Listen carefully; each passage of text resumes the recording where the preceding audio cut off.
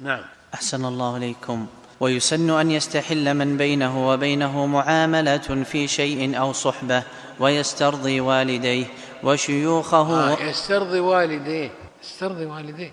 أحق الناس ببرك، تكون قصرت، أغلظت لهم القول، نظرت إليهم بنظرة فيها غضب، يستهين بها الناس. هذا مثل ما يقولون باصطلاح لهم: علقت عليهم على وجه المزاح وهو أثر في نفوسهم، مزحت عليهم مزح ثقيل، كذا كذا، آثرت زوجتك أمام والدتك كذا، فيستحل والديه. ومن الأمر اللي أيضا أفطنكم له، إن الإنسان إذا مرض والده أو والدته قال للآخر الصحيح: سامح أبي، سامح أمي، جزاك الله خير، ترى الأمور كذا وكذا وكذا، لأن فرصة هذه، لأنه في رقة قلبها الحين، يستغل هالفرصة هذه.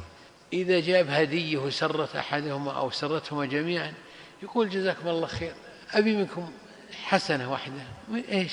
أن تتسامح قدامي، تعينهما، لأنهم شركاء في الحياة، وحصل ضيق وغضب وسوء فهم وتشويش أحد ووشاية ونميمة واستئثار بشيء، فتعين والديك على التصافح والتسامح. هذا من أعظم البر.